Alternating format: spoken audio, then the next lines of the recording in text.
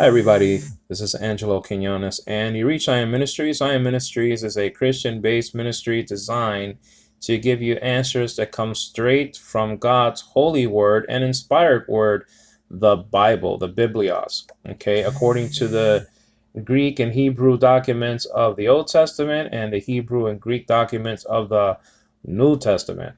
Okay, so I designed this ministry so that people can know the background languages of the Bible, the original languages of the Bible. Okay, Hebrew, Aramaic, and Greek. It's very, very important to know because we have a lot of cults and sects out there, all right, including false religions that actually don't believe in the full deity and the full humanity of Christ.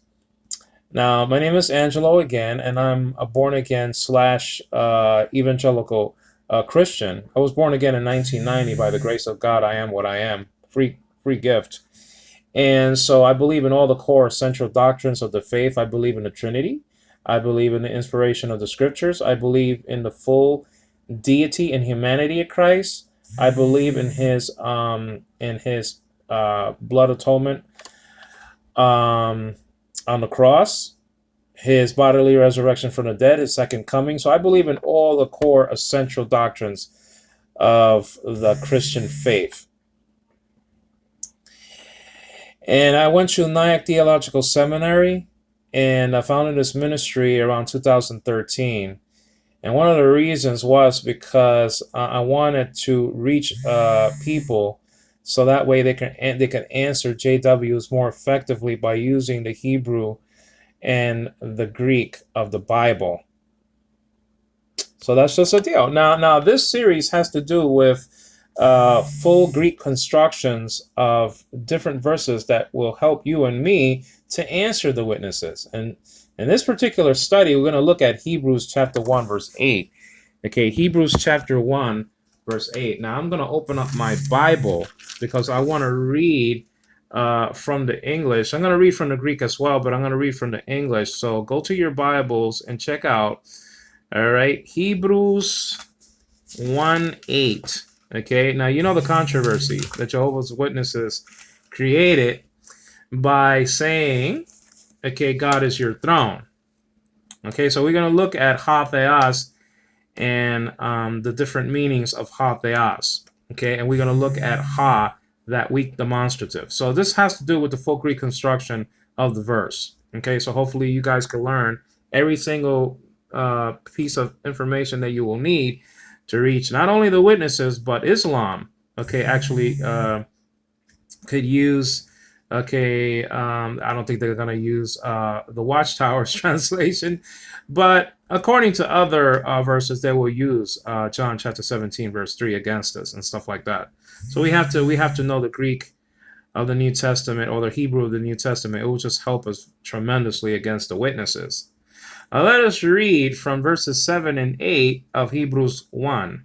Hebrews chapter 1, verses 7 and 8. Quote, this is from the NASB, quote, and of the angels he says, meaning God, he says, who makes his angels winds and his ministers a flame of fire. Now verse 8. But of the Son, S-O-N, he says, meaning God, thy throne, O God, is forever and ever. And the righteous scepter is the scepter of his kingdom. End quote. Now let's check out the full Greek construction, okay, of this particular verse. Now, let's go back to verse 7, though, okay, and check out some of the construction in verse 7. It says over here, okay, let me just read it, and then I'm going to take a bird's eye view of it, and then I'm going to do what the creation story account of chapter 2 of Genesis does. It goes back, and it goes into full detail. So I'm just going to have a bird's eye view of it, okay, by reading it, and then I'll get back to it, okay, and we'll look really deep inside the store window, if you will. Says over here, I'm at the top left where it says 2,532. Quote, Kai pras min tus angelus lege, comma, and then it has ha, poion, tus angelus autu, penumata. And we have to pull up the page a little bit. Kai tus le turgus autu, puras flaga. And I think there's some more here. And I think that's about it. Okay, so in this verse, okay, he is describing the nature. Okay, this is very important to know before we get into why he said, "Oh God" to the Son. And he did say, "Oh God" to the Son. And we can prove that, okay, and we will. Now, the reason why he says, "Oh God" in verse 8 is because he had to, okay, describe the nature of the Son, okay, that he is an uncreated being. But he's contrasting, okay, the nature of the angels to the nature of the Son. And he said, listen, the nature of the angels, okay, is quite different from the nature of the Son. Okay, now remember, the Son of God has now two natures, which I call, okay, nature A and nature B, nature 1 and nature 2. Now, what do I mean by nature A and nature B? Well, nature A has to do with his essential nature, the nature that Logos subsisted in before even eternity began. Remember that the Son of God is called, okay, the Father of eternity. So if he's the Father of eternity, and eternity was before time, well, he was before eternity and time. Okay, so let's just read this again. It says over here, chi, a kappa alpha iota, that's to the top left under the number 2532. So that's chi means and also or even. It even means both, B-O-T-H. And right here is translated into and. Okay, so you have the kappa, alpha, iota, and you have the transliteration. And this is the wonderful thing about this app. Okay, the Koine interlinear app that you can get from your Android Play Store. It has the Strong's number on the top, and then it has the Greek word, and then it has the translation of the Greek word, and then after that, it has the transliteration, okay, of the Greek word, and then and below that, it says it parses the word, and it tells you C-O-N-J, and that means conjunction. Okay, it's a linking word, kai. Okay, one of these linking words that Greek has in its collection.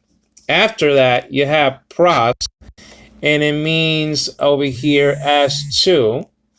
All right, and it's under the Strong's number of index of 4,314. Translate, that's, and the letters are P, Rho, Omicron, Sigma. And that's just, it looks like a little stool, doesn't it, though? You know, below the 4, the second word to the left. And that's a P. That's a P. And then the P-looking letter is actually an R. And then you have the O and S, or Omicron and Sigma. The little tiny sort of symbol that's pointing to around like like 4 o'clock. That's just a graph telling you to lower down the stress of your pronunciation at that point. So it's not pras, it's pras. Okay, so pras is a preposition, and it's spelled out P-R-O-S or P-Rho Omicron Sigma. So far you have, okay, N as 2 or kai pras. And then indeed translates the Greek word men, okay, under the number 3,303. That's the Strong's number of index. I wish they could have put an S there, S and then the number, because there's another GK, okay, there's another number of index called the GK number, actually. So it's GK doesn't have to do with Greek. It has to do with the first two letters of the two last names of the gentleman that made the GK system for Zondervan.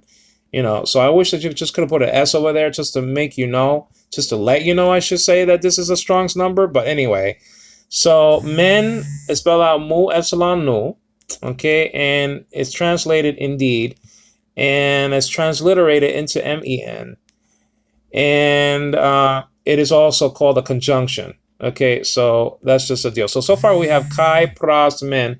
And then after that, the fourth Greek what is 3,588. This is an article, a definite article, okay? And it's a plural article. And it's sort of easy to detect, okay, because it looks like a TOUS, and that's what really it is. And this is a plural article. Now, when you go below it, you see the translation, the word the, and then below that, you see TOUS, which is a transliteration of this Greek article. And it's called ART, that means article, and then dash, and then you have AMP. What is that?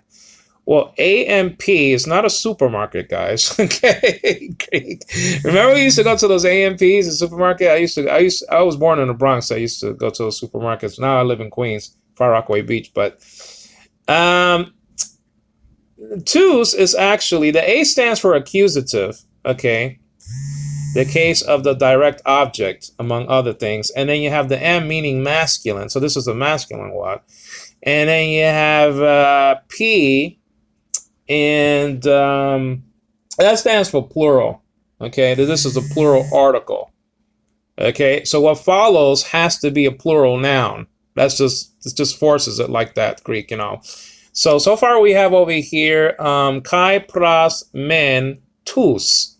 Now tous, before we get to the Greek word ke angelus, which means angels or messengers, as a matter of fact. Tous is part of a paradigm that contains, okay, if you want to put all the paradigms together, I mean, if you want to divide them into two paradigms, that's up to you. But the number of Greek articles are 24. There are 24 different articles, okay? And the articles is as follow: ha heta, tutes tu, tote to, tan, tain, ta with an omicron. And then the plural, okay, part of the paradigm is as followed. Okay, so ahoy, hi, ta with an alpha this time, and then ton. Thank God that the genitive is all the same, are all the same. And then you have toys, ties, toys. Those are dative articles. And then you have your tus right over here. And then your tas and ta being all accusative articles, okay? So anyway, tus is an article. It's one of 24 in Greek. And then below the number 32, and I think, let's see, 1, 2, 3, 4, 5. You have, okay, it's under 32, the fifth Greek word here in the verse. Angelus is spelled out alpha, gamma, gamma, epsilon, lambda, omicron, upsilon, sigma, or AGGELOUS. Now, why, and it's translated into angels. Why is this spelled out? If it's AGG, why is it spelled out in the transliteration portion of the block of information here? Why is it spelled out ANGELOUS? Because the rule in Greek is when you have two gammas together, okay, the first gamma turns into an N-sounding gamma, which is called in Greek a gamma nasal. And that doesn't only happen when it's in front of another gamma, but also when a kasi is after it, a chi, and another letter, I think is kappa. So when you see that, you just say ange, right? Angelus, okay, angelus. So it just the first gamma turns into an N. So don't say age. It's like two G's. Okay, just say ange. Okay, and I got a little text message there. Sorry about that, guys. So just say ange. Okay, it's an ANG setup. It's not a AGG. All right, now this, okay, since you see the Omicron, since you see the, I should say, upsilon and sigma, this is telling you that this is an accusative plural. And as a matter of fact, below, okay, Angelus, you actually see that setup. What the app does, it parses the word. It gives you all the pieces of information of this noun. It's telling you it's a noun. Okay, and then after it has a dash, I'm under the word that has 32 over it. And then it has AMP again. Okay, so we know what that means, accusative masculine and plural. Okay, Angelos is another piece of information that I can parse from this. Angelos will be the lexical form. Okay, you're not going to see this form as the heading in a lexicon. So far we have over here, kai pras men tus angalus, okay? Or, and as to indeed the angels, regard of the angels, right? He says, lege, okay, from the Greek word lego, which means I say, but over here's lege. And lege is actually, this is a verb, okay, and I'm under 3004. And I know I'm studying Hebrews 1:8, but it's very important to know what this says before we get to 8. Because we see a different, so we see a different nature. We see that the angels have a different nature than that of the Son, S-O-N, of God. Okay, they are created beings, and as a matter of fact, we're going to see the word that means to make over here. Okay, we don't see that for the Son anywhere. As a matter of fact, we don't see that in John 1:1, and I'm going to get to it once I see that word. But this is a verb over here from lego, but it's lege. Now you may say, why is it lege and not lego? Because I see lego when I go to the my Greek lexicon. I see if I'm using Thayer's, George Riker Berry's, United Bible Societies, Greek lexicon, or Kittle's, or whatever the case may be. Angelo, you're saying it's lege, but when I'm tracing this word, as you should, it said, 3004, I see lego. Well, that's the lexical form. Okay. So, this has a different construction in that, because this is third person. As a matter of fact, you see 3s here. Okay, and that's parsing this word, telling you it's third person. Let me just look at the parsing setup, and then I'll talk about it a little bit more. Now it says 3004, then that's Strong's, and then it has lege. Okay, and that's a different construction. It means he says. That's the translation, and then the transliteration is legei, lege. Okay, now the first person form, okay, active indicative form will be the first person will be lego. Second person, meaning you say, will be leges with epsilon, iota, and sigma, and then the third person will be, okay, like this is lege. Okay, so you have three different forms for the singular part of the paradigm. So this is lege. It's not I say or you say, but it's he says, meaning God is speaking. So the writer of Hebrews is really writing. If you could say that God is speaking about himself, that he is saying, I mean, you have to probably come to that conclusion. But regardless of all that, it's in a third person. So either if you're quoting that God is talking about himself and saying that he says this about the angels, just like I could say he says this about the angels, and it's really me speaking, right? I can say it. And so that's just the deal. So it's just a different construction, lege. Now, this word doesn't appear in Hebrews 1:8, but you don't really need it there because it appears here. So if he's going to say something about the angels, well, if he says something about the Son, you can say he says lege, and you could stick, he says in that verse. Just like you have to place, okay, the word is a verb in English, even though the verb esten is not even there in Hebrews 1:8. There's no verb. See, Greek, clauses does not need to have the verb. So far we have over here, okay, kai pros men tus angelus lege. And then we have a comma all the way over there. You're not going to see that in your Bible.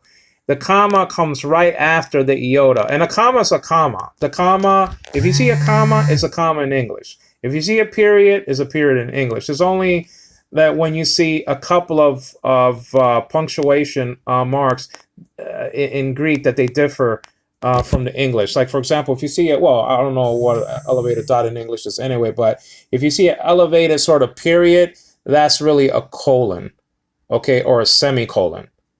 You don't have that here, you have a comma. Now, if you see a semicolon in Greek, you don't have that here. That's a question mark, okay? That's pointing out an interrogative, but you don't have that. So I'm just saying that out of the four markers that Greek has, and they have other markers also, you see sometimes like markers like little crosses and stuff like that after a word. That means that that word has to do something with an Aramaic word, okay? When you see like a cross or something like that. I don't see it here, but I can't give you that illustration. But if you see something that looks like a sort of cross or like a double cross or something like that, that has to do that this, and you probably see it in the word Abba in, I believe, Mark chapter, let me see, what, chapter 15? You see, probably, you'll see that there.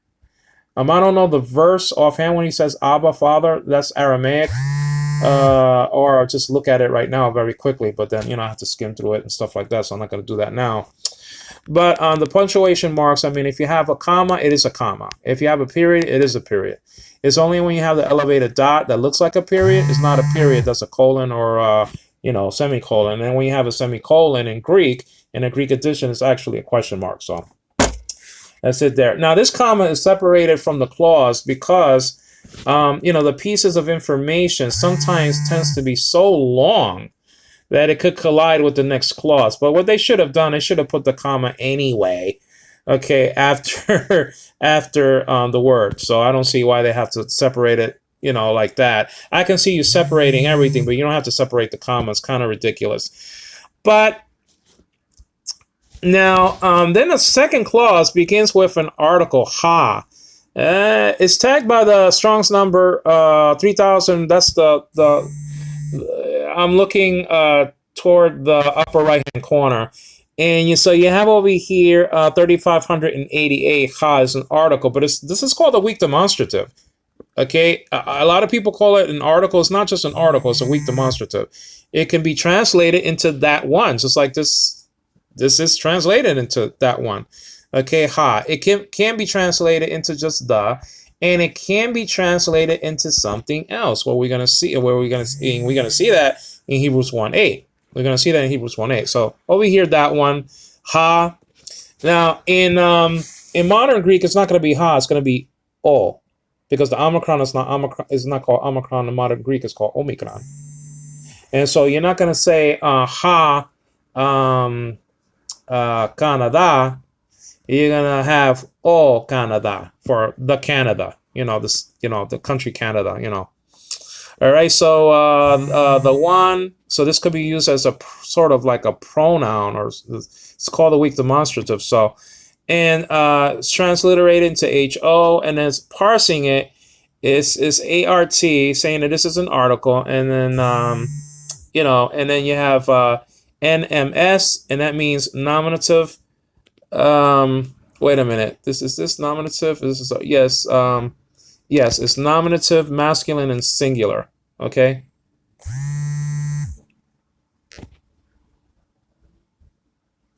Okay, good. Now, so let's check out, okay, the rest of the verse. Okay, so let's check this out over here. Now I'm on the second line.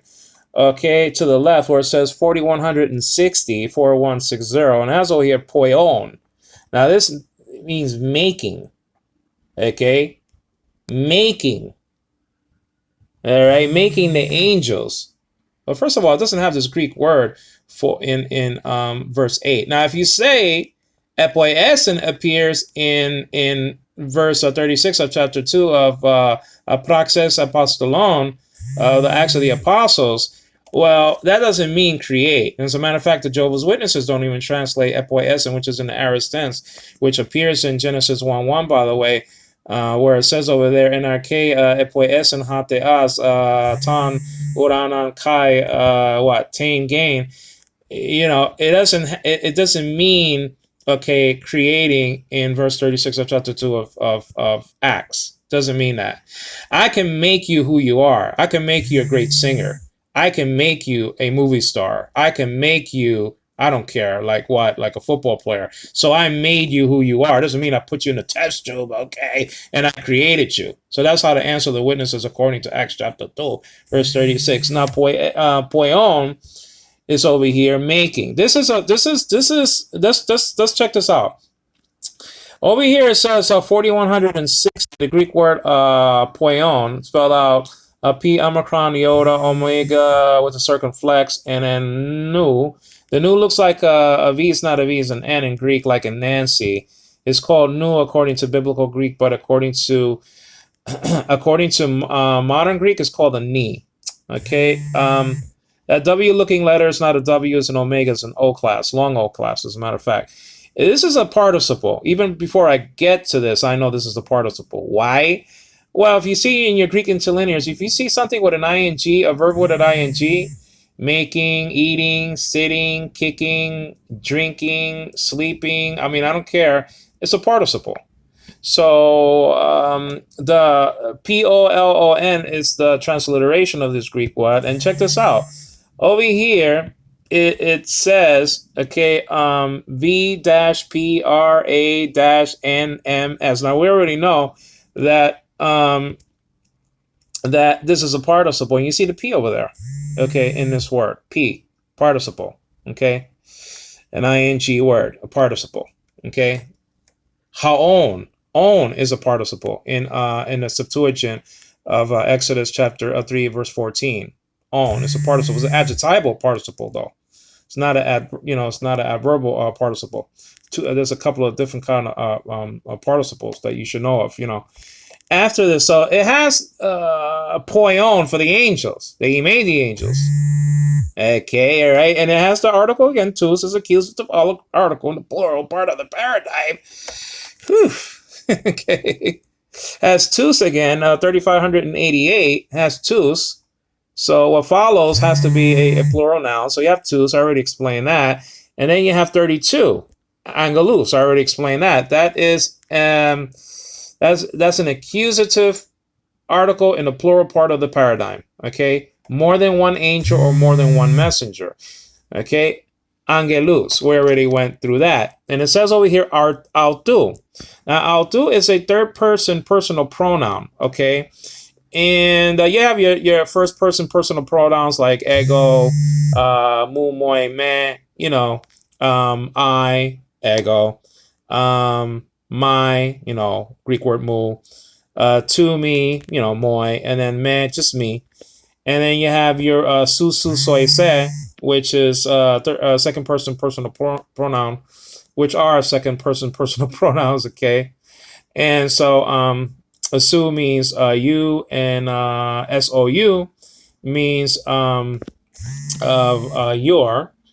and then soy is to you, and se means you, but it's really like a vocative. You use that when you speak to people. And then this is a third person personal pronoun from that paradigm. Okay, the autos paradigm. Okay, so this is autou. So you have autos, autou, auto, and autan. So this is autou. This is a genitive of him. So meaning that these angels belong to God. You have to be careful with the genitive, though. Just because it says the Spirit of God doesn't mean that God the Father owns the Holy Spirit. Okay. Remember that the genitive, and tell the witnesses that doesn't necessarily mean possession. This is it is a descripting case, describing sort of a case. Okay, the genitive has to do with attribution, description, and definition. Okay, so it's limiting. Okay, what kind of angels these are? These are angels of Him. Okay, this is possessive. because he made these angels. Okay, you understand what I'm saying? So autu means of him. Alpha upsilon with a soft breathing, so it's not how, it's ow. Okay, tau omicron upsilon with the circumflex overhead. Circumflex has to do with accent. That's a rising and fall of accent. So that's what it has to do. And this is under the Strong's number 846. And let me see if I'm recording. I hope I'm still recording. It'd be a shame if I'm not, though. And I am. I better hurry up, though. So I better divide this into 2 segments. But, it'll tell me when it's over. All right. So 846 is the number. I'm sort of at the middle bottom portion of the page. So you have autu, it means of him. It's a third person personal pronoun, and it's showing possession because the genitive can show possession. Okay, I mean the genitive has about 8 uses, and under the umbrella of some of those uses are like 2 or 3 uses though. Okay, I mean that's the genitive of time also. It doesn't have to do with possession. Tell the witnesses that when they say that the Holy Spirit belongs to God, it doesn't. Doesn't belong to God. Tell them that there's do you know what the genitive of time is? No. Well, the genitive of time has to do, when Nicodemus met Jesus. It had to do with meeting him in the night. That's called the genitive of time. It has nothing to do with possession. So anyway, so it says over here 846 autu, and then of him, and then autu, transliterating the autu Greek word. And then it's parsing it for us. And it says P and then PRO. That stands for personal pronoun. And it says dash. And it says check this out. Then it says GM3S. What does that stand for? Well, if you know your Greek, you know that the G stands for genitive. The autu is in the genitive case. Okay. And the M stands for masculine. This is masculine what, right? And this 3 stands for third person. Okay, and then S is third person, really singular. Third person singular. Okay, so I hope I said that up above someplace over there. I hope I said singular, not something else. But anyway, I could look back. Now you have the wonderful word when it has to do with the Holy Spirit. Okay, or the spirit of the angels. Is spirit, pneuma. This is the last Greek word here. I think I have to move it up, but anyway, just for now, this is the last word here. 4151, 4151, pneuma. Some people, they give this sort of pronunciation, pneuma. I used to do that too, but now I say pneuma because the P is pronounced. Okay, so I mean, it's not wrong to say pneuma. It's not really wrong too much, but it's better pronounced like pneuma because the P is not silent in Greek though. It's silent in English like Psalms, but it's not silent in Greek though. So I mean, all right. So you have the P, nu, epsilon, upsilon with the acute, mu, alpha, tau, alpha, and so this is a neuter word. Okay, and actually is a plural word. So an alpha in a neuter word can point out that the word is plural, okay? It's more than one spirit we're talking about here. We're talking about angelus, right? So that's the deal. Now, pneuma spelled out P, looks like a little stool. That's the P in Greek. Then N, it looks like a V, but it's an N. Then EU or epsilon, upsilon. And then it has an acute marker pointing to... It's over the upsilon. I'm under the number 4151. And the acute marker over the upsilon, a little sort of like a tilted dash pointing to around 7 o'clock. That's an acute marker. That's an accent marker. That's telling you to right then and there raise the tone of your voice. Okay, to say pneuma. You see how pneu. You see? You're rising it a little bit, not too much, but just a little. Now, if you were a Greek, you would pronounce this word pneuma, pneuma, with sort of an Italian accent. It's not really Italian, but that's just how they speak. Okay. Like they say, Seropoli, repeat that. Seropoli, and then these tutorials and stuff like that, So Panuma spelled out Pinu, Epsilon, Upsilon with that little tiny little kind of tilted dash at 7 o'clock. When you see it to 7 o'clock, it's an acute. When you see it to 4 o'clock, it's a grave. So when you see it like this, you raise the pitch of your accent right then and there. When you see it the other way to 4 o'clock, you lower, okay, the pronunciation or the tone, okay, accent. You make it fall. There you go. Now, after the upsilon, you have a strange looking letters, but it's an M. It's not a U, it's an M. It's a mu, now called a me. And then you have alpha, tau alpha, and that's kind of easy, ATA. Okay, now, translation of this is winds, because spirit can be translated into wind. Or since this is plural, it can be translated into winds, okay? It can be translated into spirit as well. All right, so remember that ruach, according to the Old Testament word, okay, ruach, okay, all right, can also, did I say ruach according to the New Testament word ruach? I don't know. But it actually has about 9 different meanings, okay? And so, according to Vines. So now this pneuma, panuma, I mean, it can be translated into winds, and it is, because this is a neuter plural. And it's transliterated into Pneumata. And let me see what it says over here. How can we parse this over here? It says that it is an N-ANP word. Wow, that's a lot of information, right? It really isn't. So N stands for a noun, okay, that this is a noun, okay. And then you have a dash, and then you have ANP. Uh-oh, the ANP, the supermarket again. I mean, that's just the deal. So this means accusative, neuter, plural. That this isn't an accusative construction. It is a neuter word. Remember, you have 3 genders in Greek, just like in English: masculine, feminine, and neuter. This is a neuter word, but this is a grammatical gender. This is not according to natural gender. Just tell that to the witnesses that in Greek, even though something is let's say in a masculine gender, it doesn't mean it's masculine. Just like cosmos, world, right? So ORK, that's a feminine gender, but beginning has no gender like that. That's grammatical gender. This has to do with grammatical gender and not natural gender. Okay, so just because pneuma means spirit, okay, it doesn't mean that that getting back to the Holy Spirit, that he's in it. It has to do with grammatical gender, not natural gender. Now, did I skip anything over here? Okay, so pneuma. Okay, so I guess. Okay, so this is the last portion of the verse. So let's check this out. 2,532. It says chi or and over here. We already saw that. We saw tus already. And it says ministers. Okay. Letur. Okay. Leturgus. Leturgus. Leturgus. Okay.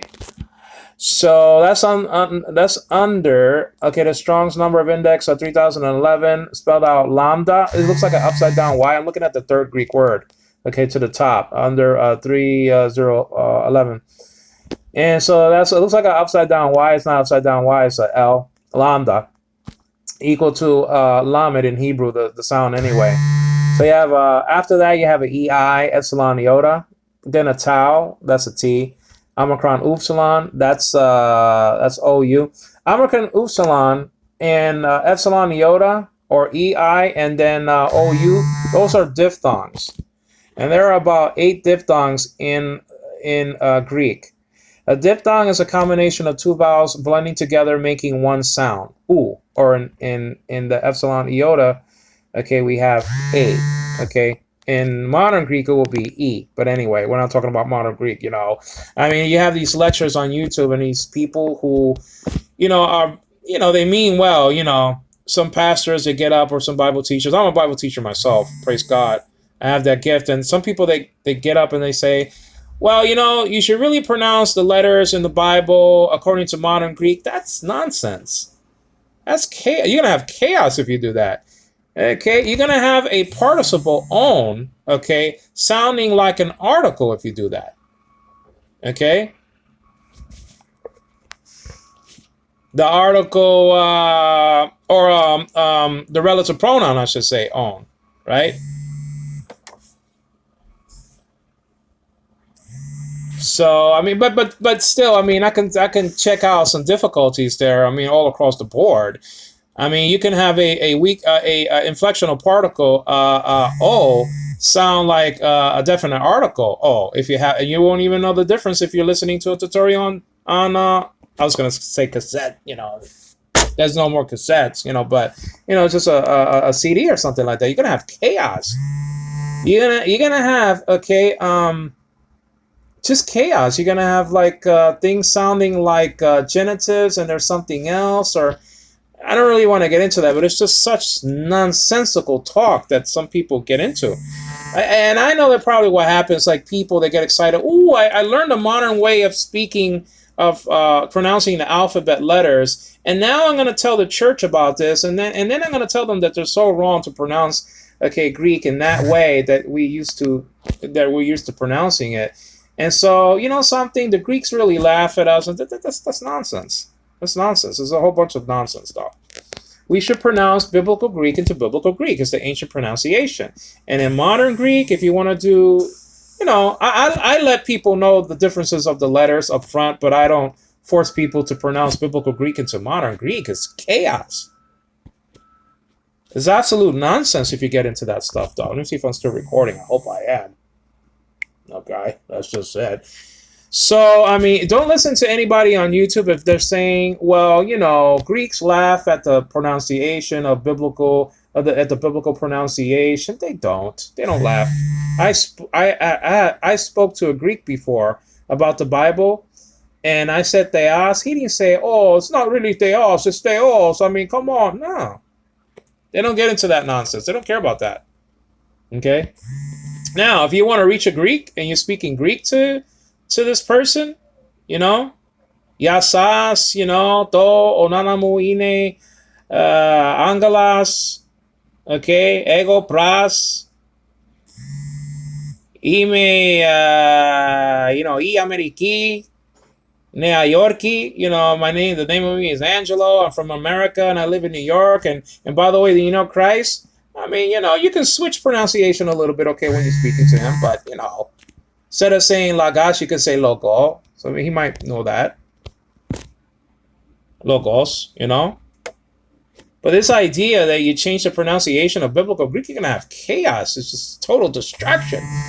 All right, guys, so let's hurry up here. Kai tus leturgus, okay? And this is translated into ministers, and it's transliterated into Leiturgous, okay? And that's just all there is to it.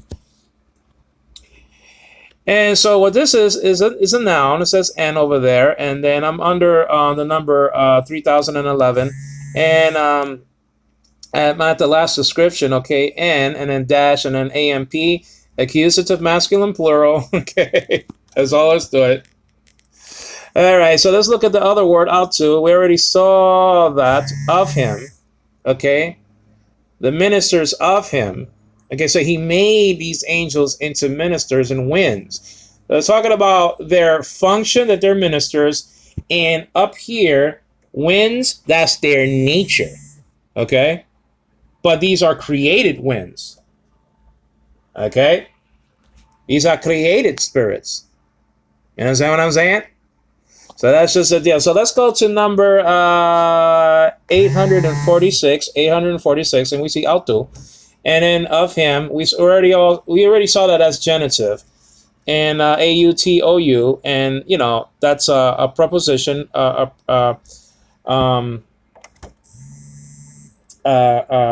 preposition, and it's a pronoun, personal pronoun, by the way, preposition, genitive masculine, third singular. Okay. And now we come to the word that's under 4,442, puras. Okay? Now this isn't a genitive, it means of fire. Now, this, you can, check this out. You can use this to actually prove this sort of construction, actually teach from it. Okay? Check this out. This says of fire. Now, does the fire own the angels? Huh? To tell that to the witnesses. You're always saying that the Holy Spirit is of God, and that means possession. And I'm saying that it doesn't. Sorry about the motorcycle in the background, okay? Use, okay, puras as a platform, okay, in verse 7 of chapter 1 of Hebrews, okay, to describe that the genitive doesn't only mean possession, it means to describe as well, okay? Remember, the genitive has to do with description. Now, puras doesn't mean, okay, that the angels belong to the flame, okay? You understand what I'm saying?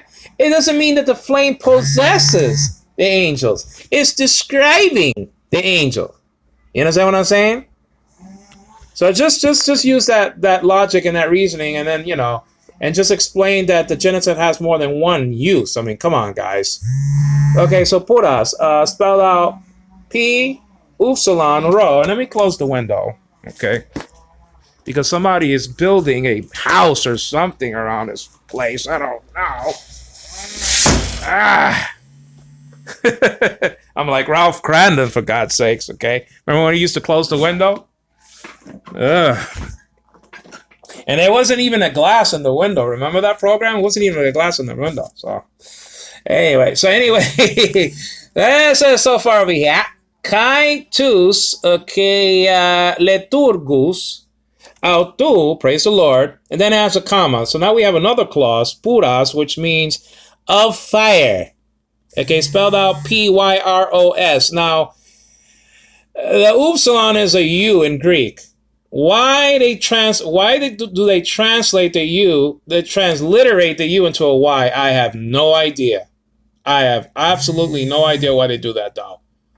Now, according to modern Greek, it'll make sense. Okay, all right, because, you know, it'll be pyros or something like that. You know, if they were pronouncing this exact Greek word, you know. The upsilon is an epsilon nowadays, so I can understand that, though. Maybe that's the reason. I don't know. Maybe you guys can help me out. I don't know. Send me a text or something. Why would you transliterate a U into a Y? I have no idea. But if it's part of a diphthong, okay, check out the last word that we saw under 846. See the omicron upsilon, a diphthong, is transliterated into a U. See the A-U-T-O-U? Well, because, you know, when upsilon is part of the diphthong, that it's okay to say it as a U. Ugh. Anyway, so the next word after that is 5,000. Is tagged by the Strong's number of index, good old Strong's, okay, 5,395. And this is flaga. Flaga. But let me spell out flame first, okay? P, upsilon, rho, omicron, and final sigma. Okay, now let's get back to that word. Okay, tagged by 5,395, flaga. Now, flaga, okay, all right, is a feminine what, right? And you may say, well, why are you saying what? You're from New York. Well, actually, my mother taught me to say water. And so that influences my pronunciation of different what's, like what, water, vas. Well, that's just the way I was brought up. She taught me like that because she was from Puerto Rico. She was half Italian, and she said, well, don't say water, say water. But that's it. So 5,395, okay, flaga. Okay, a flame. All right, flaga. Spelled out fee, like in fee, fi, fo, fa, my. So the fee is a PH, okay? It's a PH. That's the first letter in above the A there, okay? It's not translating that, but I'm just saying. And then you have the lambda, You have the L, upside down looking Y, sort of a letter. So lambda, so L in Greek. Then you have omicron with the acute. So you say flaga. You see? See how you raise the pitch of your pronunciation at that point?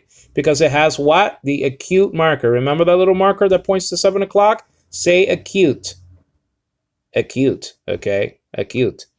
All right? So when it points to 7 o'clock, that's an acute marker. If it's pointing to 4 o'clock, that's a grave marker. And then you lower down the pitch of the phone, of the sound. Flaga, spelled out phi, lambda, omicron with the acute, gamma, alpha, okay? Flaga. And a flame transliterated to PHLOGA. Now, how do you parse this word? Well, you parse it like this as a noun, dash, and then that's an A, so that's an accusative construction. F, just telling you it's a feminine what. After that is an S, and that's telling you it's a singular what. Now, what else do we have? We have a, what is that? Now, I don't understand why is there a, you see that marker all the way to the bottom left? You have the semicolon. That's a question mark in Greek. This is not an interrogative. So I don't know what a question mark is doing in this app over here after this verse. Okay? I don't understand that. Why is there a semicolon there? Because a semicolon is a question mark in Greek. It's not supposed to be a semicolon here, guys. Sorry. Okay? That's just it. Let's check out, okay, just in brief, okay, because I think that this app is gonna, I mean, not the app, but the recording is gonna stop soon. So let's just read verse 8, and this is the coup de grace, okay? Now, we already saw the angels having a different nature than the sun because they are created. And we saw the Greek word right here, poion, making, you see? Making, okay, tous angelus autou, okay, panuma, all right, making the angels of him winds, you see, winds, not that just have an office of being ministers, okay, Jesus was a minister here, he was ministering, so that's not a big deal, the ministering part of the angels' function, but that they were made winds. Okay, you understand what I'm saying? All right, so when we come over here, well, he already defined the angels' nature. Okay, but of the angels, okay, he says lege, and where's lege? Right over here. Okay, under 3004. But to the Son, he says something quite different, though. He didn't use, okay, I'm going back and forth, I know, poion, that he made, okay, meaning God the Father, that he made logos. He didn't say that. But let's get to the verse. Let's read it. Pros de, praise the Lord, pros de ton huion. Okay, that's the verse, first clause. Okay, ha thranas su. Ha theas. So let's concentrate on these clauses. Okay, I think I saw like two clauses over there. It's two clauses. Okay, so pros de. Now check this out. Okay, check this out though.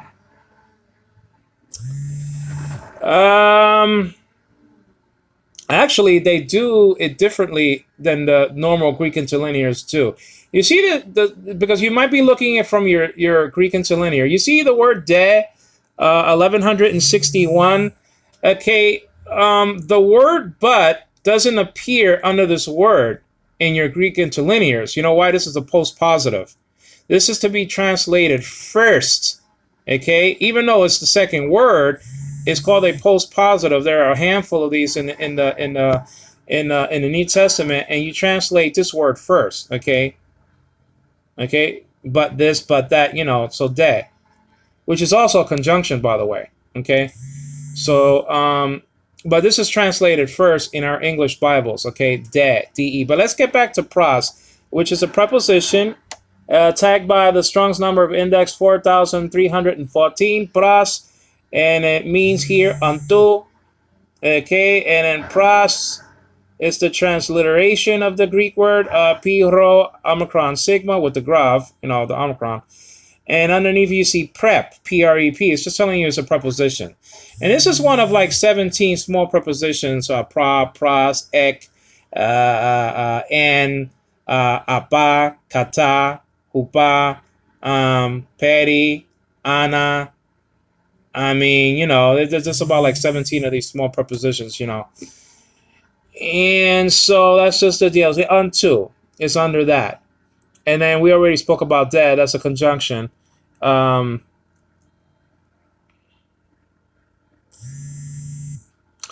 Translated however over here. Okay. And de is a transliteration, de, and it's con is a conjunction. Okay. And then, so when we get to the third word, it says over here, okay, this is an article, 3,588, ton. That's an accusative singular masculine article, okay? It's a masculine article. So T-O-N, okay, tau omicron no. Now you see the grav marker over the omicron, so you don't say ton, you say don, okay?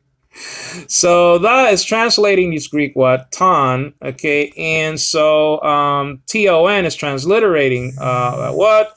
Again, I'm under 3,588. Under ton, the transliteration, we have ART. That means article. You guys know that already. And then a dash, AMS. And that means accusative masculine singular. Okay. Now we get to the word son, okay, which is the object of the address. And as a matter of fact, it's the object of the clause. Okay. You understand what I'm saying? So 5,207 is the number over Huion. Sorry about the noise in the background, guys. Okay, this is a capital upsilon. Sometimes you don't see the sun having a capital upsilon. Sometimes you see a small upsilon, and that's about it. So it's a capital upsilon. It looks like a Y, but it's a U really. It's a U sounding letter. And then you have iota with what's that marker over here? Well, that's a rough reading marker. Okay, it looks like an open quote. It's right above the iota, and that's telling you there's an H sound that's supposed to be, that the diphthong that that the upsilon is supposed to have an H sound to it. Okay, so it's really hui, because this diphthong makes a we sound, like in the word sweet. You went to apply for your job. Okay, at the 6th floor, suite 18 or whatever, you know what I mean? Suite.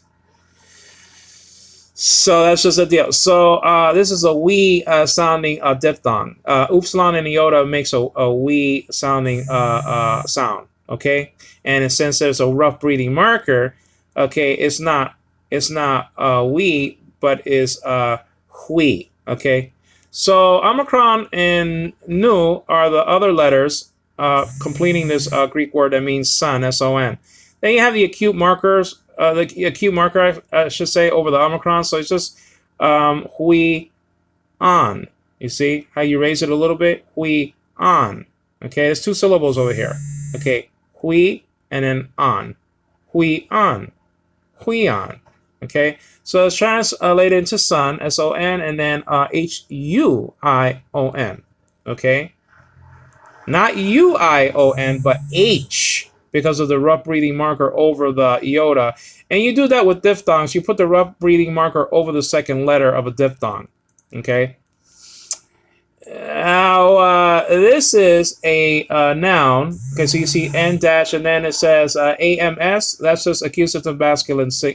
Accusative, masculine, and singular. The lexical form is huios. It doesn't parse that, but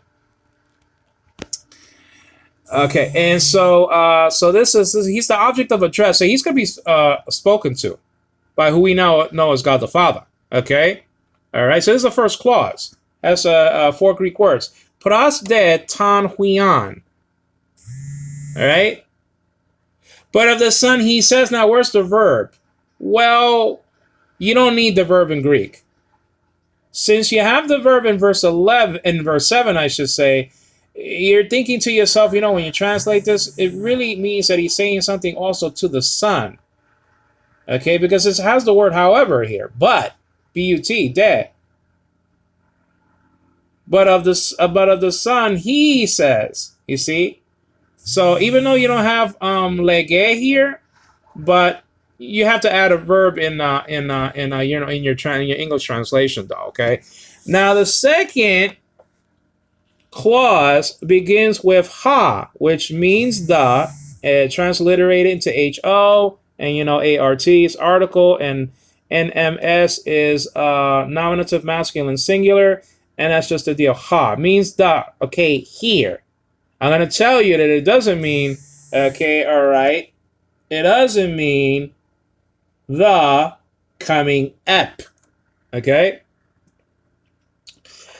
All right, now the reason why it has a rough breathing marker before the letter is because this is a capital letter. So they don't like to put, breathing markers, over capitals, over capital letters. They like to put it beside the letter because they probably thought that it might run into a letter above it, so that they put it to the side because it's just too tall, Even though the theta is taller than that, I see that theta. All right, guys. So ha, okay, which is called a weak demonstrative, but it's acting like an article here. But let's check it out. Let's check this out. The next word is thrown. Okay, and it's tagged by the Strong's number of index 2,362. Okay, now that means thrown. It's spelled out theta. That's a theta. It means divine. The name of the letter, okay, is divine. It's the meaning of the letter is divine. Okay, a beta, and then it has a ro. It looks like a P, but it's an R. And say ro, not ro, like in train. The Greeks don't like when you say ro.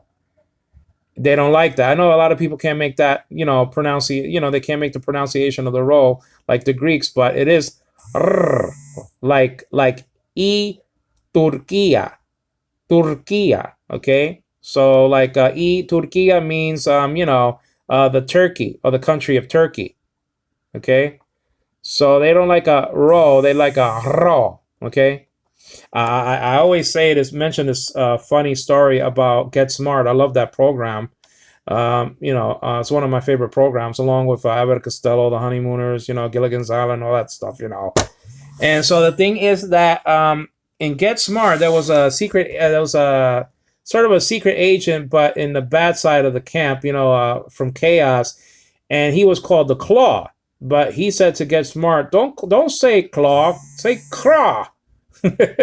Not claw, craw, But it was really claw, but he liked to be called the craw. It's just all right. So don't say ro, say raw. Okay. After that is the omicron and the acute, and then the V-looking letter in Greek is an N, and an omicron and final sigma. Okay. Tranas. Now, this means thrown, transliterated into THRONLS. And this is a noun, okay? I remember talking to Tony from Florida, Jehovah's Witness, and he asked me, what's the noun of the clause? Okay, are you kidding? Of the verse, I should say. Are you kidding? You know how many nouns there are over here? Okay, you have huios being a noun, thros being a noun, okay? So, theos being a noun. How many nouns you want? You just only have one noun sometimes in a Greek verse, okay? All right. So anyway, tranas, they use NMS, and this is a nominative masculine singular what? Okay. So nominative, that's the case of designation. Okay. You're designating, you should anyway, that this is the subject of the verb. Okay. There's no verb here. It has to be supplied, but it would be estin or something to that nature. Okay. So, but you have to supply the verb in your English translation. The verb is not here. Okay. So, so tranas. So, and then let's just continue and get to the problem, okay? And then su means of you. Remember, we mentioned the paradigm, okay? Su soy se. Okay, I'm under the number 4771. And this is, okay, this is a second person personal pronoun of you, is in a genitive part of the paradigm. And that's why you see G down here. So let's check it out. It says su, sigma omicron upsilon, so su. And then you have of you, okay, because it's genitive, it's possessive, okay, in this regard. And then it says SOU, transliterating the Greek what?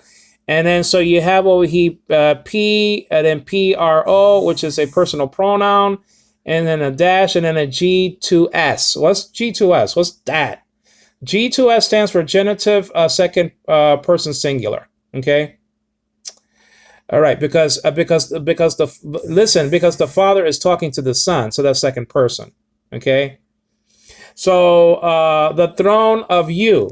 Now this is the problem. Look at this construction for oh God. It's hatheos.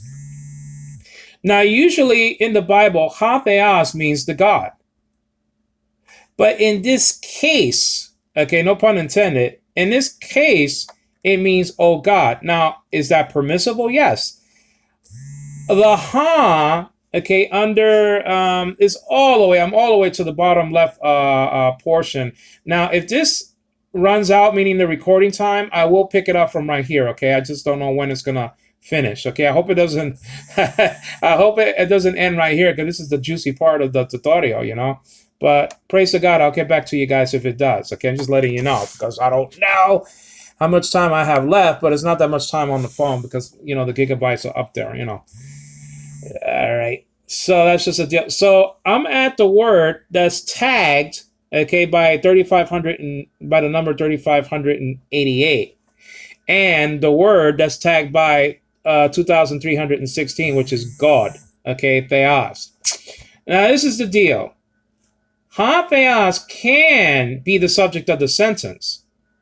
And for the most part in the New Testament, it is. It is that, you know, God is something or God is doing something, okay? God said to somebody or God is love, okay? So you have a stated verb for, is, and you have a action of for, that he loved the world, let's say, okay? This will be the same construction for God so loved the world. Ha theos, he's doing the action of the verb, right? But the problem is that there is no specific, okay, construction. Call from 916. There is no specific construction, okay, for this type of okay. There is no construction for that. Okay, now let me go back to, because the thing is, let me see. I hope I went back. Oh man, let me see. Okay, I think I can go back by pressing this over here. Okay, let me see. Hebrew, and let me press go. Okay, that'll be at verse 1 though. But I don't want verse 1. I want verse And by the way, it says over here at many times, okay, palumeros, okay, in various ways, many ways, palu trapos. There's not only one way that God spoke to man, okay? He didn't use he didn't use the law of agency all the time, okay? Sometimes he spoke by himself, and that's all there is to it. Tell the witnesses that. Give them those 2 Greek words, okay? That's it. Oh, I hope I don't receive another call. All right. Okay, so let's look at this, okay? So this is verse 8 again. Sorry about that, guys. Now, there are 2 different kinds of Now, in order to do this correctly, let me go to a manual grammar of the Greek New Testament, okay? And I'm going to explain to you, okay, the different O's via this book, okay? So let's get there. I believe is on page either 61 or 72, something like that. This is, and I hope you will, listen to the rest of this, okay? And like I said, if it stops while I'm reading this, I will notice that and I'll get back to you guys. I promise. Now I'm on page 71 of a manual grammar of the Greek New Testament by Professor Dana, D-A-N-A, Ph.D., and Professor Julius R. Manti, Ph.D., D.D., Th.D. Okay, so let's check this out. Now this is what he has to say about the vocative, okay? Because hatheos can function as a vocative, okay? Let's check it out. Subsection 84. The vocative, says Julius Armenti, has but a single use, and that is as the case of direct address, if indeed the vocative may properly be called a case. And we're not going to get into that argument, okay, right now. Now check this out, quote. When address is intended to carry special force, and this is not it, the inflectional particle is used. And the inflectional particle, guys, is an omega with a soft breathing marker and a circumflex, okay? I'll let you see that in 1 Timothy 6:20 in a second, okay? Okay.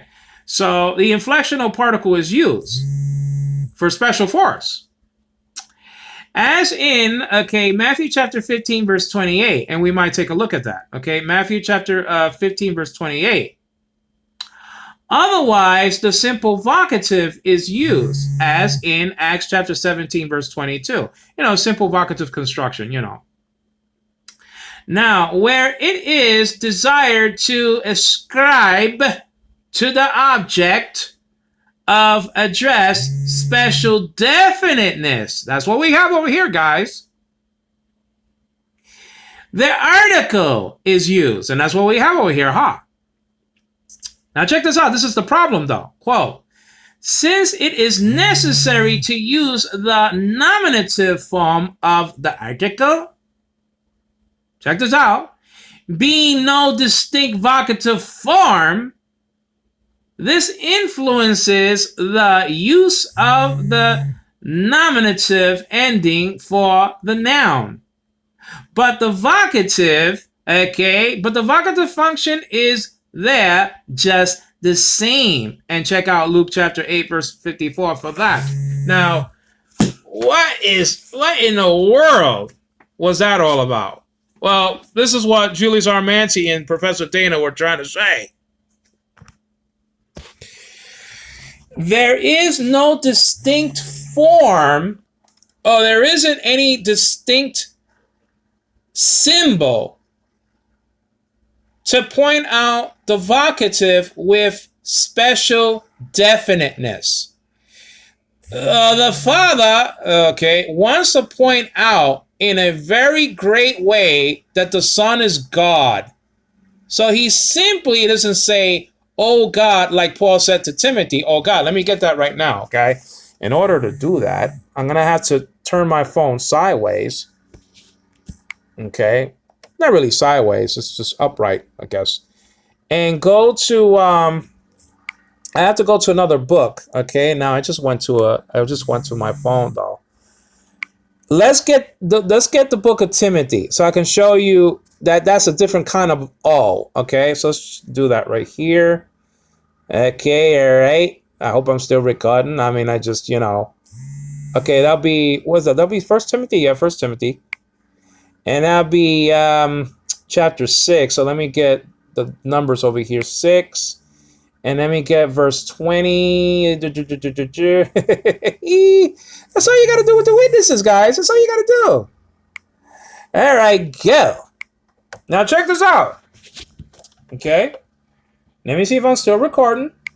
It's a miracle that I am. Now check this out.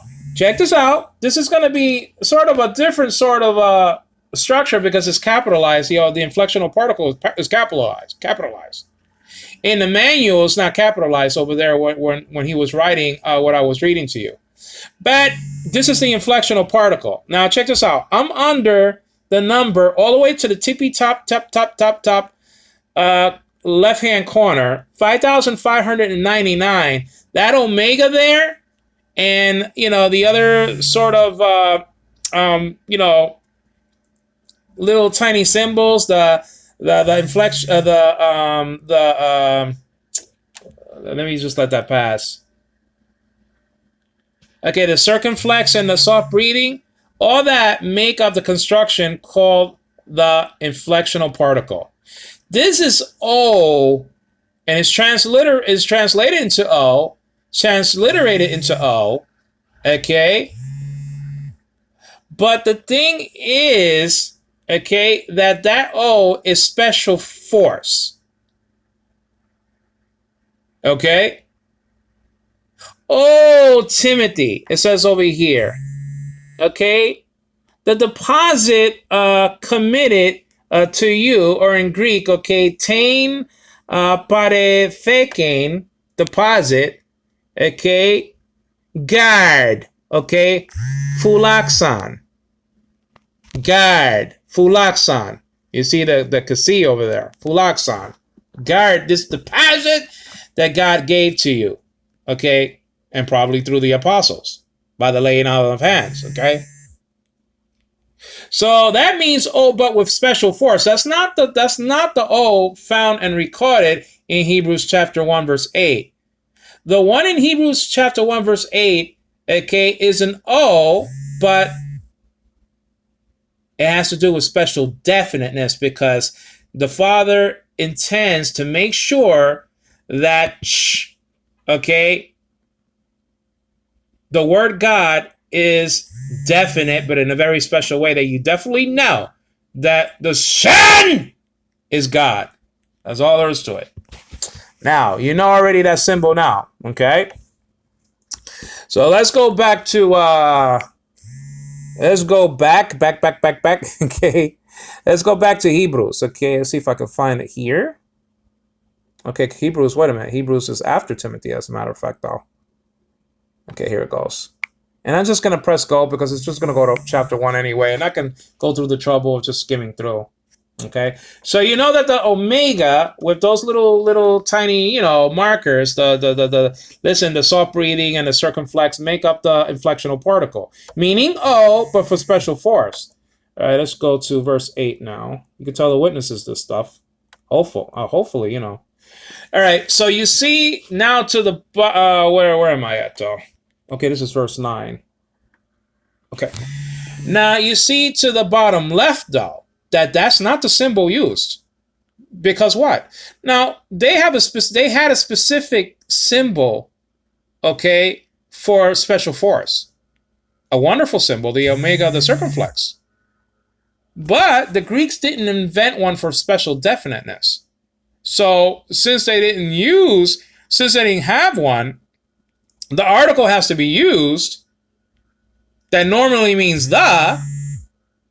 And so since the ha has to be used, you have to put theos after that.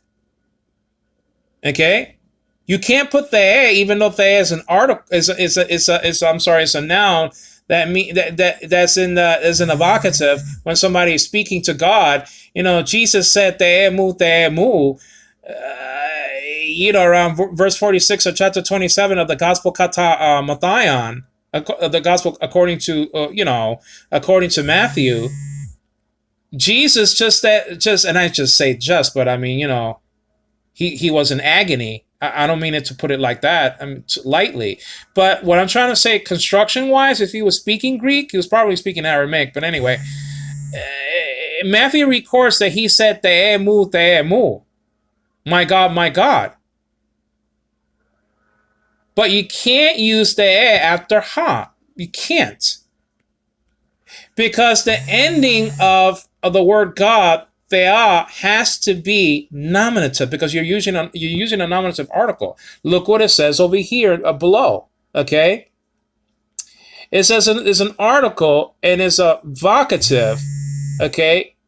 It's a vocative, masculine singular. But it's not parsing everything. It's not telling you. And I already told you before in the other constructions that I saw that this is a nominative article. Okay? If indeed we already saw that. I forgot if we did or didn't, Okay? I don't see. Yeah, I see it on the top over here, under all the way to the top middle portion of the app. 3,588. It says on the bottom. It says ART article, and this time it says NMS, nominative masculine singular. So you have to use the nominative. Getting back to the bottom left corner, you have to use this article to point out special definiteness. There's nothing else in Greek. You are forced to use this article. And since you are forced to use the article, since you write down the article first, you have to write theos after that. And that's why people can be confused and say that God is a throne, making thronos an adjective describing God, an attributive adjective, as a matter of fact. Okay, ha thronos. The Jehovah's Witnesses, if they were indeed translating this construction, they said, "Oh, goody! You know something?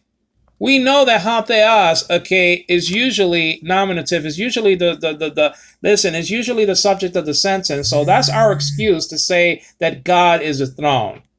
They use that excuse, not knowing or completely avoiding that there are three vocatives in Psalm 45 in English. Okay, you have the mighty one, verse 3. The God, verse 6, and then the daughter, verse 10. So even the interior, the internal, I should say, the internal evidence of the psalm is pointing out that this construction is very possible. As a matter of fact, you see in, let me go to chapter 10, verse 7, because the witnesses have hatheos being, oh God, there. So there's no reason why they should have said, okay, all right, that God wasn't addressing the Son as oh God, because the Son addresses oh God in chapter 10. Let's check that out. Now let me go to chapter 10, and let me go to verse 11. I don't need to press 7. I don't need to do all that. Okay, now what did I do wrong? Okay, let me press go. Okay. All right, so let me go to verse 7, and let's check out what the Son said to the Father. And it's the same construction. Let's check it out. I hope this is the right one here. Let me see. Okay, all right, let's just check it out. Okay, this is verse 7. This is Hebrews chapter 10, verse 7. So, okay, so it says over here, anoteran, okay, above, and legon, saying, and then it says ahati, okay, sacrifice. Sacrifice is the Greek word thusias, okay. Hati means that. Okay, and then it has kai, Greek word and. All right, and then it has over here offering prasfaras, kai, Greek word and, halakauto mata, burnt offerings, kai and. Let's check this out. Peri, it says over here, offerings in brackets for, a peri, it's a Greek preposition, by the way. And then, what does it say over here? Harmatias, that means sin. Okay, this is a genitive feminine singular was, a noun, by the way. Okay, uk, and it means not, is a Greek negative. You have desired. You have desired. Okay, ethelesas. Nor ude, okay, let's continue. Ude have you, okay, delighted in. Okay, eudakesas. Which, okay, and that's hightines. And then kata, according, that's what the accusative, according to. law, and the Greek word for law is naman. Okay, naman, naman. Okay, and then it says over here, prosperantai. Okay, are offered. Now I think there should be something else though. Okay, I mean, let me see. That's not finished yet. For a second.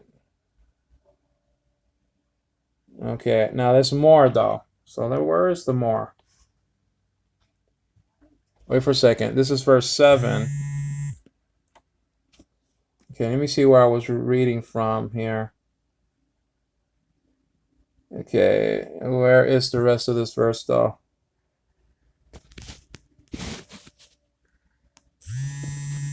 And it says over then okay, here it goes. Then I said, okay, tate, I said, okay, apon. This is it. This is what I'm looking for. Behold, idu, I have come, heko. In, or the Greek word in, it's a preposition. This is what I'm looking for. It's kind of hard with the app, you know. Kefalidi,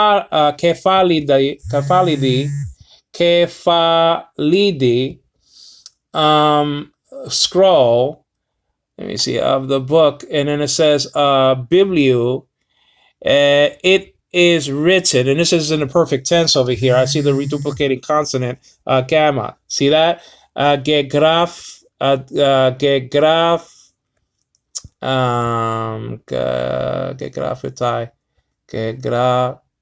gegraptai. Okay, gegraptai. And that's the perfect tense. That's very easy to detect, you know. Very hard to read on this app, but that's okay. It is written. This is in the perfect tense. Okay, you see over there? It's a perfect tense. And then it goes on to say peri. Okay, emu. Emu is emphatic. It's just a little nuance, but it's emphatic though. Okay, of me. Okay, of me. Peri emu. And I hope I can find the hateas. Okay, good. Here it goes. Good. Sound like Popeye, but that's okay. It says tu as an article, not translated. Okay, poiesai, to do, poiesai. Okay. Oh God, he says to the Father. You see, it's the same construction. Oh God, hapeas. You see that? Oh God. Now, if you look at your 1950 New World Translation of the Watchtower Bible Tract Society, they do have that as oh God in listen, in Hebrews chapter 10, verse 7. Oh God. You understand what I'm saying? They do have that. Okay, and it says the will, that's a neuter article, ta thelema, which means will.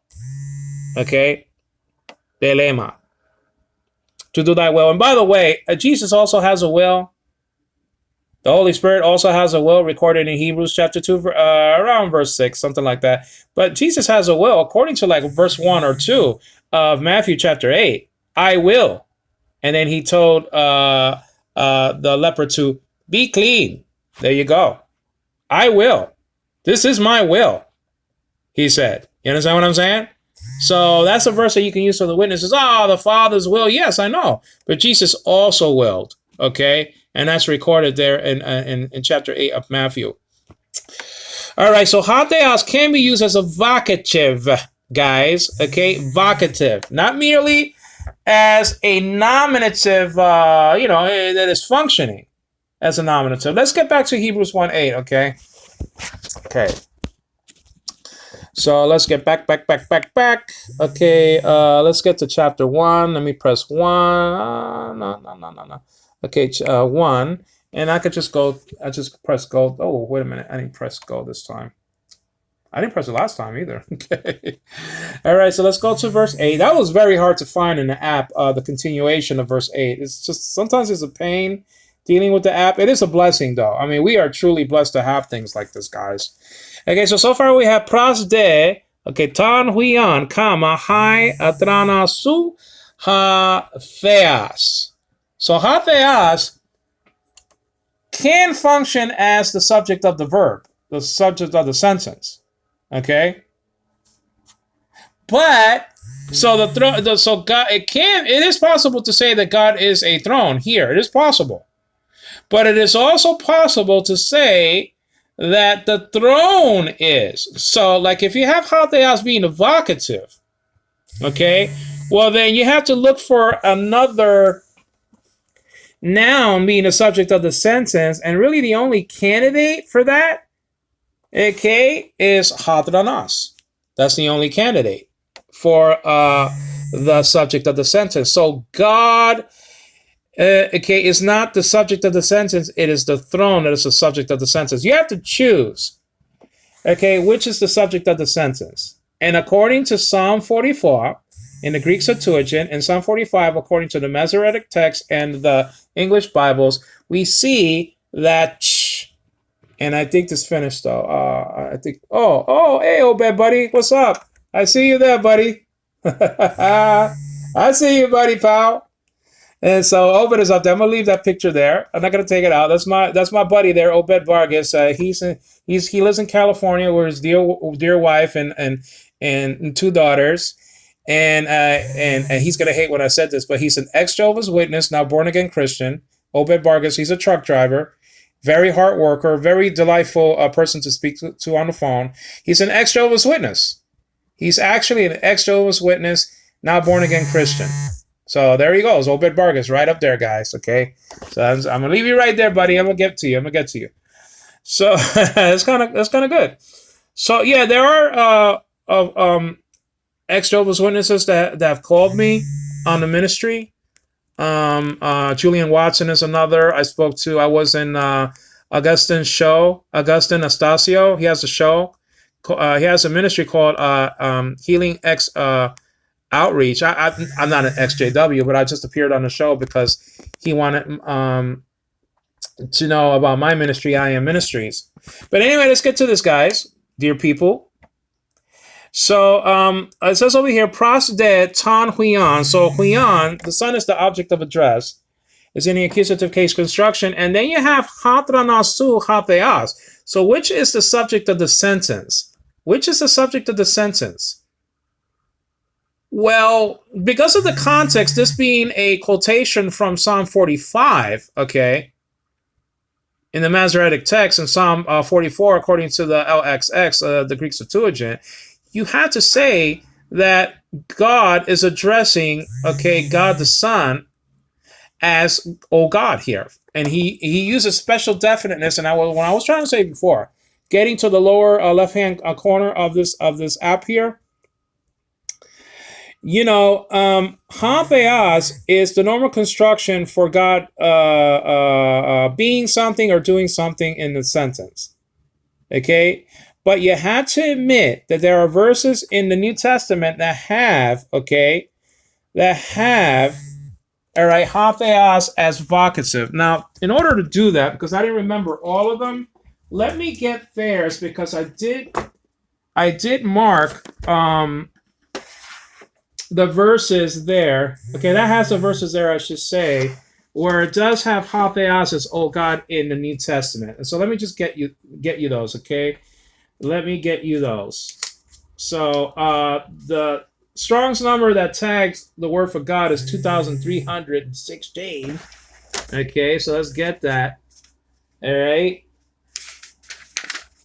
Let's get that, guys, because I want all the verses that contain, okay, hatheas as a vocative. Okay, so, okay, here it goes.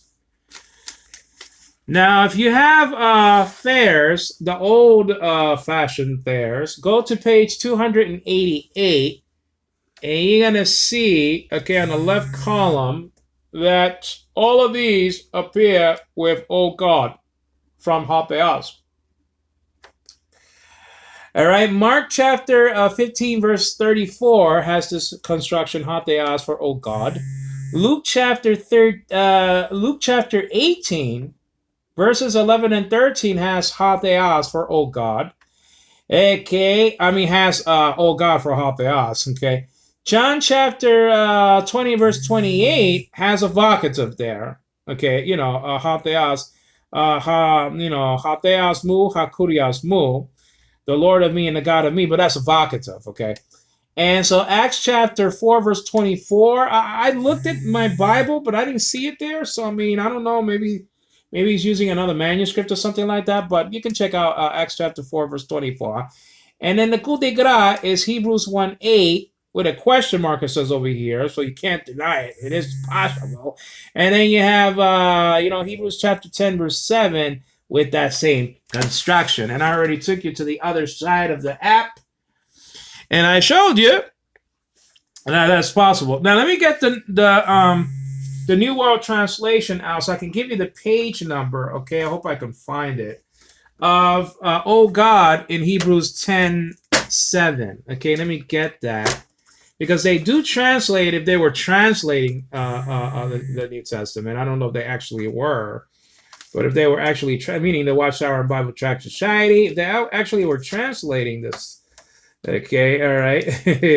We don't know if they were, but if they did, they treated hatheos as a vocative in chapter 10, verse 7. So let's check it out.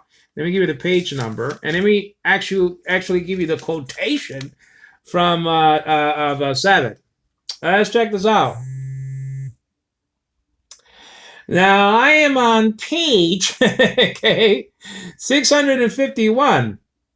For the New World Translation of 1950, guys, not the Silver Sword, not the new one, but the old one. Okay, let's check it out. Quote, "Then I said, look, I am come. In the roll of the book it is written about me to do your will, oh God." End quote. You see? So on page 651 is recorded, okay, and history cannot be broken, that the New World Translation has, "Oh God," for hatheos, and we already saw that that's the same construction found over here in Hebrews 1:8. So again, the ha it has to be used here because there's no specific sign for special definiteness in Greek. So the article ha, the nominative article, has to be used. So if the nominative article has to be used, that's going to influence the word, the spelling of the word God, and it's going to force it to be theos. Okay, theos. It has to be nominative. It can't be theon. It can't be theu. It can't be theo. It has to be theos. Now, since it has to be theos, that means that people could get confused, and they could confuse this construction, this nominative construction, which looks like the subject of the sentence. You understand what I'm saying? And they can say that God is the throne, thus using thronos as an adjective, ha thronos, as an attributive adjective describing God. But the internal evidence of hatheos, even in this book, the book of Hebrews, has hatheos as a vocative in chapter 10, verse 7. And the internal evidence in the New Testament has all those verses that I indicated to you from Thayers. And actually, it is possible. It's not only possible, it was written down, hatheos, for special definiteness. So you have O Timothy, O, the inflectional particle, the omega, is for special force, but this is not the omega here. This is the omicron here, because there's no special symbol to point out special definiteness. So the article has to be used, and that's the confusion, guys, okay? That you have two possibilities for the subject of the sentence here, for the subject of the verb, even though there's not a verb over here, but you have to supply that in English. Two candidates. Candidate number 1, hatranas. Candidate number 2, hatheos. So which one is going to be the subject of the sentence? Which one is, okay, something here in the verse? Well, hatranas, according to Psalm 45, the Psalm of the Wedding, okay, you understand what I'm saying? Actually has hatheos as a vocative. And by the way, the Psalms has hatheos as a vocative 63 times in the Psalter. So it's nothing new. The internal evidence of the Psalter, meaning the Shams, actually has hateas as oh God, as a matter of fact. You understand what I'm saying? And I think the word oh appears like 1,000 times in the King James Bible, as a matter of fact. Okay, you understand what I mean? That's the deal. So that's what's really going on in Hebrews, okay, 1:8. Now the rest of the construction actually says, okay, ace ton, or it says over here, and is in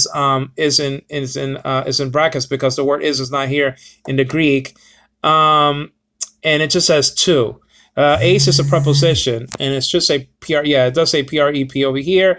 It's a preposition, ace. Okay, ace. Okay, not heist, but ace. Okay, that means two. Sometimes translated into. Okay, but over here it has an article ton, which is an accusative article. We already saw that before, and it says age. Okay, Iona.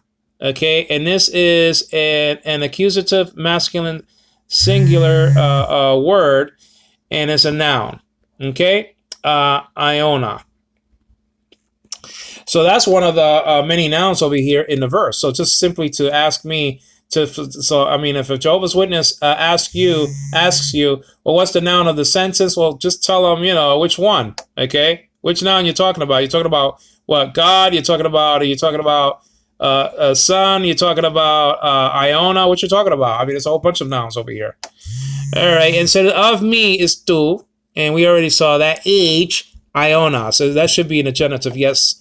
It says over here is a noun, okay, ionas, age, and then as a genitive masculine singular, so that's why it says GMS. All right, guys, parting is such sweet sorrow. So I hope you understand the difficulty that it can be to translate this sort of construction here when it has two candidates for the nominative, not just the nominative, construction, because the both of them are in the nominative construction, but which one is actually functioning as the nominative, okay, in the sentence? Is it hatranas or is it hateas? The majority of Bibles, okay, more than 90% of the Bibles out there chose that hateas is vocative, okay, that God said, oh God, to the Son. Just like Jesus said, oh God, to the Father. And that's recorded. We already saw that in Hebrews chapter 10, verse 7. Okay, very clearly, hateas is vocative there, just like hateas is vocative here. Okay, so just tell the witnesses again that there is no distinct form for a special definiteness. Okay, so you're going to have to use an article ha. And since you're using the article ha, okay, in modern Greek, it's not even ha, it's o, like o, Canada. You see, that's a masculine word, Canada. Okay, unlike America, which is a feminine word, e Ameriki, or Turquia is actually feminine also, e Turquia. So, I mean, even the word England, I believe, is also feminine there. But I'm just saying that ha had to be used, and that's going to influence the spelling of the upcoming noun, and that is theos. It has to be theos. It can't be anything else. It can't be the. It can't be theou, theo, theon. And it definitely can't be any of the plural articles for nouns for God.